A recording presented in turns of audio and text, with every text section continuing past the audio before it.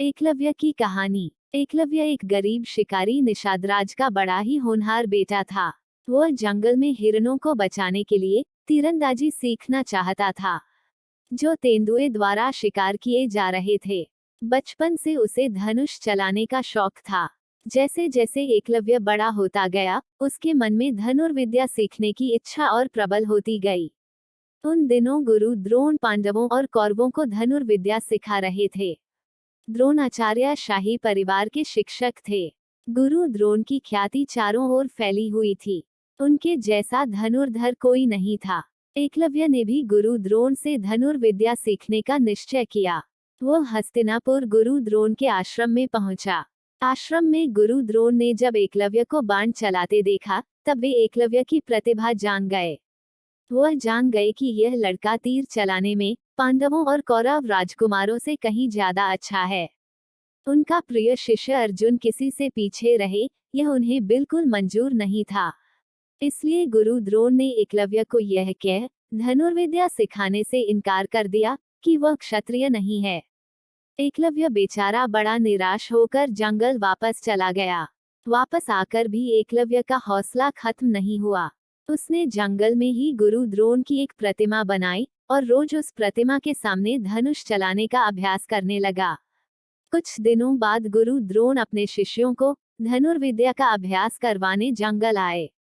एकलव्य ने उन्हें जंगल में देख लिया। जंगल में गुरु द्रोण जब अपने शिष्यों को अभ्यास करवा रहे थे, तभी वहीं पास खड़े होकर एक कुत्ते ने भौंकना शुरू कर दिया। इस शोर से गुरु को अपना पाठ पढ़ाने में परेशानी होने लगी।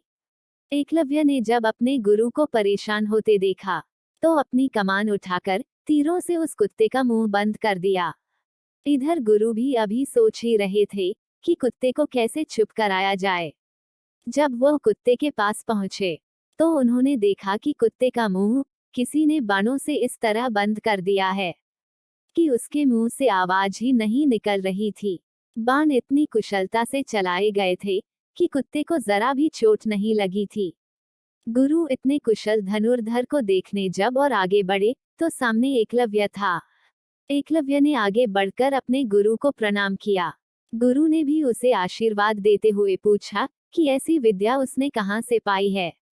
एकलव्य फौरन अपने गुरु को उस जगह ले गया जहां उसने अपने गुरु की प्रतिमा बना रखी थी, और उसने अपने गुरु को बताया कि एकलव्य सिर्फ उन्हीं को गुरु मानता है। एकलव्य की लगन और निष्ठा देखकर गुरु द्रोण बड़े खुश हुए, पर वह यह नहीं चाहते थे कि कोई भी उनके शिष्य अर्जुन से ज्यादा प्रवीण हो। गुरु ने कुछ सोचकर एकलव्य से कहा, अगर तुमने मुझे अपना गुरु माना है, तो गुरु दक्षिणा भी देनी पड़ेगी। एकलव्य अपने गुरु की बात सुनकर बड़ा खुश हुआ। उसने फौरन कहा, गुरुदेव, आप मांग कर तो देखें। आप अगर मेरी जान भी मांगोगे तो मैं हंसते हंसते दे दूंगा। गुरु द्रोण ने दक्षिणा में दाएं हाथ का अंगूठा मांगा। एकलव्य यह बात अच्छी तरह जानता था कि अगर वह अपने दाहिने हाथ का अंगूठा गुरु को दे देगा, तब वह जिंदगी भर बाण नहीं चला पाएगा। लेकिन एकलव्य अपने गुरु का बहुत आदर करता था, और उसी क्षण उसने अपना दायां अंगूठा काटकर गुरु के चरणों में रख दिया। एकलव्य जानता था कि अंगूठा अर्पण करने के बाद वह धनुष बाण नहीं चला सकता, लेकिन उसने गुरु दक्षिणा दी, और फिर उसके बाद उसने पैरों से धनुष बाण चलाने का अभ्यास किया।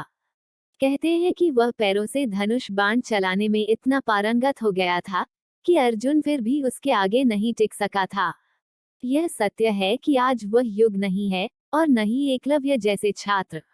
लेकिन एकलव्य के शतांश नहीं, यदि दशांश गुण भी धारण कर लिए, तो भी जीवन में सफल होने से आपको कोई रोक नहीं सकता।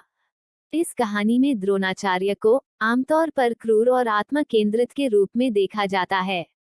कथित समझ यह है, यह लड़का जिसने अपने दम पर हुनर सीखा है और वह अच्छा है, उसे द्रोणाचार्य के निहित स्वार्थ के लिए छोड़ दिया जाता है।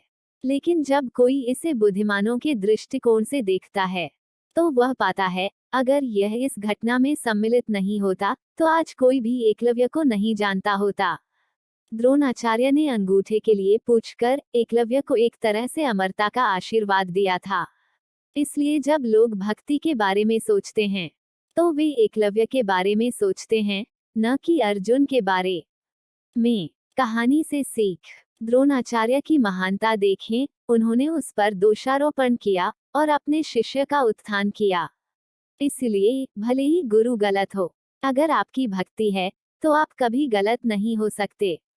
लेकिन गुरु गलत नहीं है, ऐसा लगता है कि वह गलत था, लेकिन उसने एकलव्य का उत्थान किया और अपने धर्म को भी संरक्षित किया। उनका कर्तव्य भूमि के कानून को बनाए रखना था।